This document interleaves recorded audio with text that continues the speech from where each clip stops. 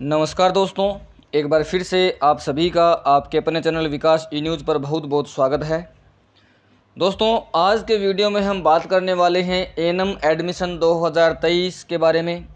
काफ़ी कैंडिडेट्स जो हैं वो लंबे समय से एएनएम एडमिशन 2023 के फॉर्म का इंतज़ार कर रहे हैं। हज़ारों अभ्यर्थियों का ये सवाल है कि सर एएनएम के फॉर्म कब शुरू होंगे। हालांकि मैंने जो सवालों की बात हम इस वीडियो में करने वाले हैं वो मैंने थंबनेल में लिख दिए हैं। एएनएम के आवेदन कब से शुरू होंगे, इसमें कौन कौन आवेदन कर सकता है। इसके अलावा जो आप बार बार पूछ रहे हैं कि सर एएनएम करने के लिए क्या योग्यता होनी चाहिए, और इसके अलावा कुछ अभ्यर्थियों ने ये सवाल भी पूछा कि सर एएनएम और जीएनएम दोनों में क्या अंतर है। तो ये सारी बातें आपको इस एक वीडियो में जानने को मिलेगी। वीडियो आपको कंप्लीट देखना है, कहीं पर भी स्किप नहीं करना है। सबसे पहले यदि आप चैनल पर पहली बार आए हो, वीडियो पहली बार देख रहे हो, या फिर आप लंबे समय से देख रहे हो लेकिन चैनल को अभी तक आपने सब्सक्राइब नहीं कर रखा है, तो जल्दी से चैनल को सब्सक्राइब कर दीजिए, बेल आइकन को प्रेस कर दीजिए, ताकि इस प्रकार की जो न्यूज़ है वो जैसे ही चैनल पर अपलोड हो उसका नोटिफिकेशन आप तक पहुंच जाए और जो न्यूज़ है वो आप समय पर जान सकें। अब हम एएनएम एडमिशन 2023 के बारे में बात करेंगे। कौन आवेदन कर सकता है, कब से आवेदन शुरू होंगे, क्या योग्यता होनी चाहिए, कौन से डॉक्यूमेंट की आवश्यकता पड़ती है, उन तमाम बातों के बारे में हम इस वीडियो में बात करेंगे। सबसे पहले हम एएनएम के बारे में बात कर लेते हैं। जो एएनएम और जीएनएम में अंतर है वो मैं लास्ट में आपको बताऊंगा। और वीडियो कंप्लीट देखने के बाद यदि आपका कोई सवाल रह जाता है तो यहाँ पर आपको व्हाट्सअप नंबर दिख रहा होगा, इस नंबर पर आप व्हाट्सअप मैसेज कर सकते हो। अपना सवाल लिख करके अपना नाम, जिला और उसके बाद अपना जो सवाल है वो आप व्हाट्सअप मैसेज कर सकते हो। जैसे ही नेक्स्ट वीडियो आएगा आपका जो सवाल है वो नेक्स्ट वीडियो में कवर कर दिया जाएगा, या फिर आप कमेंट बॉक्स में भी पूछ सकते हो। तो यहाँ पर हम शुरू करते हैं सबसे पहले एएनएम के बारे में। देखिए, एएनएम जो है एक नर्सिंग कोर्स है, नर्सिंग कोर्स। जी हाँ, एएनएम एक नर्सिंग कोर्स है। जिन भी अभ्यर्थियों का ऐसा सपना है कि हम उनको नर्सिंग में कुछ करना है, नर्सिंग सेक्टर में उनको जाना है, तो सबसे जो बढ़िया शुरुआत है वो एएनएम से ही होती है। तो आप जो है नर्सिंग सेक्टर में जाने के लिए एएनएम कर सकते हैं। एएनएम में यदि हम बात करें कि कौन कैंडिडेट भाग ले सकते हैं, तो एएनएम में सिर्फ और सिर्फ फीमेल कैटेगरी जो है, फीमेल जो कैंडिडेट हैं वही भाग ले सकते हैं। मेल जो कैंडिडेट है, जो पुरुष कैंडिडेट हैं, जो पुरुष अभ्यर्थी है वो एएनएम नहीं कर सकते। एएनएम में सिर्फ महिला अभ्यर्थी जो हैं वही भाग ले सकते हैं। इसके अलावा यदि हम आगे बात करें इसमें योग्यता क्या होनी चाहिए, तो आपने यदि +2 पास कर रखी है, माफ़ी चाहूँगा +2 लिखना है, +2, या फिर +2 का ये दूसरा नाम है 12वीं क्लास। कुछ अभ्यर्थी ऐसे हैं जो +2 नहीं जानते। यदि आपने +2 कर रखी है या फिर 12वीं क्लास आपने पास कर रखी है, तो 12वीं क्लास आपकी यदि पास है, आपके हाथ में मार्कशीट है, तो आप एएनएम के लिए आवेदन कर सकते हो।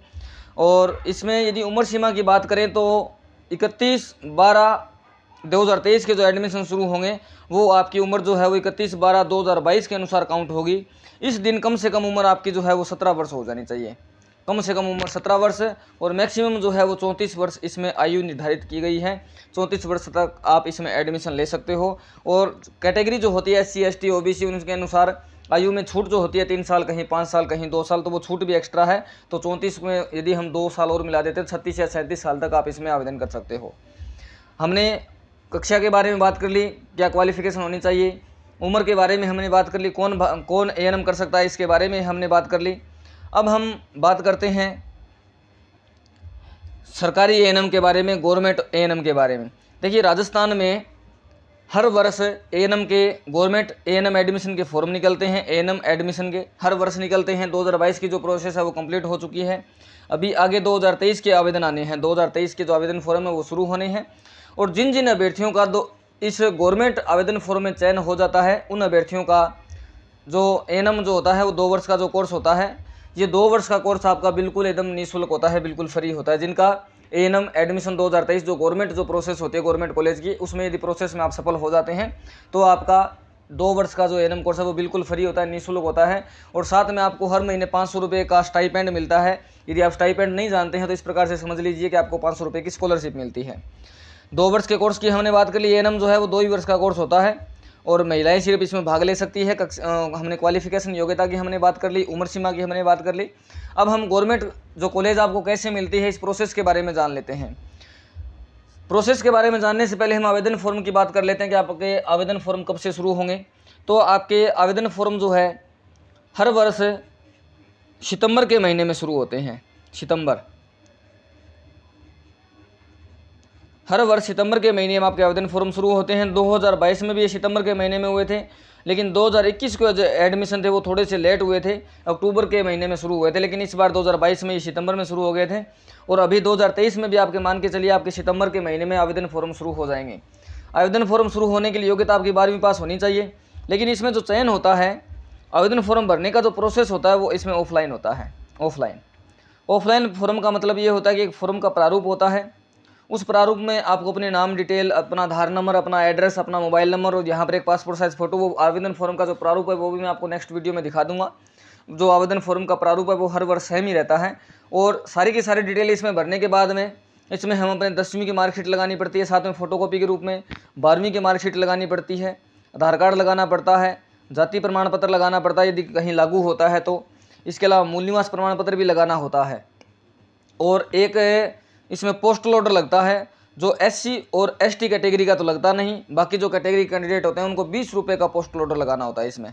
तो इतने डॉक्यूमेंट इसमें साथ में लगने के बाद में इन सभी डॉक्यूमेंट्स को एक लिफाफे में ऐसे बंद कर लेते हैं हम, और लिफाफे में बंद करने के बाद लिफाफे में जो फ्रंट का जो हिस्सा होता है, यहाँ पर जो एड्रेस लिखना होता है, जहाँ हमें भेजना होता है वो एड्रेस इसमें लिख देते हैं। राजस्थान के प्रत्येक जिले में ANM की अलग अलग सीटें हैं, आप किसी भी जिले से आवेदन कर सकते हो और बाद में इसमें एक मेरिट लिस्ट तैयार की जाती है। अब कोई कैंडिडेट चाहे कि सर मैं 2 जिलों से आवेदन करना चाहता हूं, तो आप कम से कम 1 जिले से, और मैक्सिमम आपकी मर्जी है 33 के 33 जिलों से भी आप आवेदन कर सकते हो। हालांकि अभी तो जो है जिलों की संख्या बढ़ चुकी है, इसमें 19 से 2 जिले घटा करके 31 और 31 में 19 जोड़ करके आगे जो जिलों की संख्या जो है बढ़ा दी गई है, 50 जिले कर दिए गए हैं। तो इस प्रकार से आपको आवेदन फॉर्म अपना भरना होता है। आवेदन फॉर्म भरने के बाद विभाग के पास आपके आवेदन फॉर्म पहुंचते हैं प्रत्येक जिले में, और प्रत्येक जिले में आवेदन फॉर्म पहुंचने के बाद अलग अलग जिलों में जाने के बाद इन फॉर्म की छंटनी होती है। जो फॉर्म गलत होते हैं उनको रिजेक्ट किया जाता है, जो सही होते हैं उनको क्रम वाइज सूची के अनुसार लगाया जाता है। सूची के अनुसार का मतलब होता है कि जिसके सबसे ज़्यादा प्रतिशत होते हैं उसको ऊपरी ऊपर, फिर कम प्रतिशत वाला, फिर कम प्रतिशत वाला, फिर कम प्रतिशत वाला, इस प्रकार से ये सूची तैयार की जाती है। तैयार करने के बाद में कट ऑफ निर्धारित की जाती है, और कट ऑफ जो है वो किस प्रकार से निर्धारित होती है। आपकी जो कट ऑफ बनती है वो +2 के, आपके जो +2 होती है, जो 12वीं क्लास होती है उसके प्रतिशत के आधार पर बनती है, ना तो 10वीं के बनती है, नहीं 8वीं के बनती है, नहीं 11वीं के बनती है। आपके जो 12वीं क्लास के प्रतिशत होते हैं उस प्रतिशत के आधार पर एक कट ऑफ तैयार की जाती है, और उस कट ऑफ के आधार पर आपको काउंसलिंग में बुलाया जाता है। काउंसलिंग में जैसे ही आपके आवेदन फॉर्म वहाँ पहुँचते हैं, सूची तैयार होती है। सूची तैयार होने के बाद एक मेरिट लिस्ट जारी की जाती है। उस मेरिट लिस्ट में जैसे किसी जिले में यदि 60 सीटें हैं तो उस जिले में 5 गुना अभ्यर्थियों को बुलाया जाता है, 300 अभ्यर्थियों को। 300 अभ्यर्थियों का चयन करने के बाद में कट ऑफ जो निर्धारित की जाती है, उस कट ऑफ के आधार पर 300 अभ्यर्थियों को बुलाया जाता है। लेकिन ये 300 अभ्यर्थी वहाँ पहुँच नहीं पाते, क्योंकि इन 300 अभ्यर्थियों में काफ़ी अभ्यर्थियों ने काफ़ी ज़्यादा जिलों से आवेदन किया होता है, किसी ने 5 जिले से, किसी ने 10 जिले से। तो कोई ज़रूरी नहीं है कि वो आपके उसी जिले में पहुँचे, वो किसी भी जिले में जा सकता है। 300 अभ्यर्थियों को इसलिए बुलाया जाता है ताकि जो 60 सीटें हैं वो खाली न रह जाए, और मुश्किल से जो 60 सीटें होती हैं उन 300 अभ्यर्थियों में से 80 या 90 अभ्यर्थी वहाँ पर काउंसलिंग के लिए पहुँच पाते हैं। और 80 और 90 पहुँचने के बाद, क्योंकि सारे अलग अलग जिलों में चले जाते हैं, 80-90 पहुँचने के बाद 60 अभ्यर्थियों का जो कट ऑफ के आधार पर है वो चयन हो जाता है। और चयन होने के बाद में आपको एक गवर्नमेंट कॉलेज अलॉट होती है। गवर्नमेंट कॉलेज अलॉट होने के बाद में आपकी जो 2 वर्ष का जो ANM है वो बिल्कुल फ्री शुरू हो जाता है, और आपको 500 रुपये की जो स्कॉलरशिप है वो भी साथ में मिलती रहती है। तो इस प्रकार की ANM की प्रोसेस होती है। और ANM जैसे ही आपका कंप्लीट हो जाता है तो राजस्थान नर्सिंग काउंसिल के द्वारा आपको जिस प्रकार से 10वीं की मार्कशीट मिलती है, उसी प्रकार से राजस्थान नर्सिंग काउंसिल के द्वारा एक सर्टिफिकेट आपको प्रोवाइड हो जाता है, जो ये बताता है कि आपने 2 वर्ष का ANM कंप्लीट कर रखा है। और ANM से जुड़ी हुई जब भी कोई भर्ती आती है तो आप उसमें भाग ले सकते हो, अपना आवेदन फॉर्म कर सकते हो।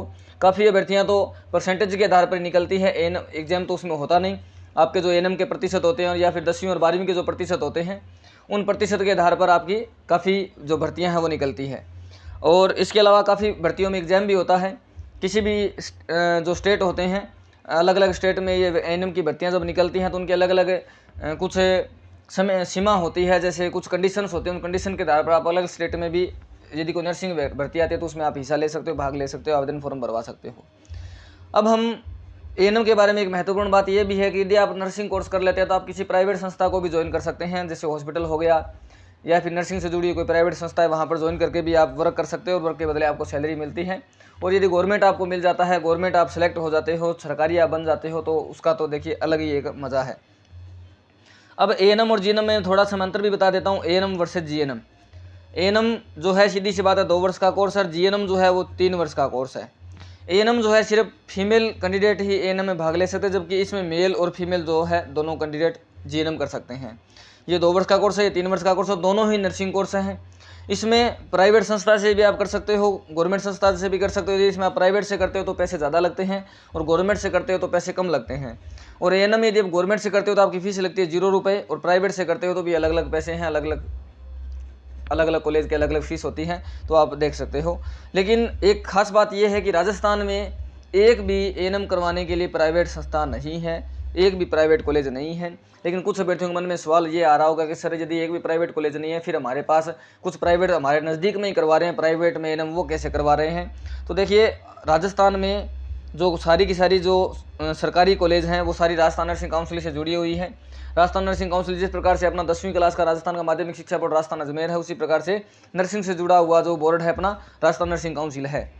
तो इस प्रकार से आप इसे समझ सकते हो। लेकिन जो प्राइवेट संस्थाएं हैं उनका एक का भी संबंध इस आरएनसी से नहीं है। उनका संबंध जो है किसी का पंजाब नर्सिंग काउंसिल से होता है, किसी का हरियाणा नर्सिंग काउंसिल से होता है, किसी का मध्य प्रदेश नर्सिंग काउंसिल से होता है।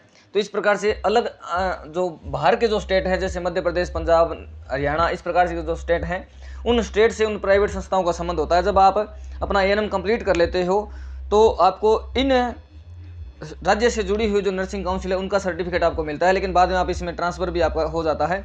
ये जो नर्सिंग काउंसिल सर्टिफिकेट होता है इसको आप किसी भी स्टेट में ट्रांसफ़र करवा सकते हो, अलग अलग स्टेट में आप ट्रांसफ़र करवा सकते हो। तो ये है पूरी प्रोसेस एएनएम एडमिशन 2023 के बारे में। मैंने जहाँ तक मुझसे संभव हुआ है मैंने सारे सवालों का जवाब आपको इस एक वीडियो में देने का कोशिश किया है। यदि फिर भी आपका कोई सवाल रह गया हो या मन में कोई डाउट चल रहा हो कि सर आपने ये बात कवर नहीं की, तो आप कमेंट बॉक्स में बताइए। नेक्स्ट वीडियो में आपके उस सवाल का जवाब दे दिया जाएगा या फिर आपको कमेंट बॉक्स में बता दिया जाएगा। बहुत बहुत धन्यवाद दोस्तों, आपने वीडियो पूरा देखा। जल्दी से चैनल को सब्सक्राइब कर दीजिए, वीडियो को शेयर कर दीजिए और वीडियो को लाइक कर दीजिए। इस वीडियो में बस इतना ही। मिलते हैं नई वीडियो में नई अपडेट के साथ। बहुत बहुत धन्यवाद दोस्तों। जय हिंद, जय भारत।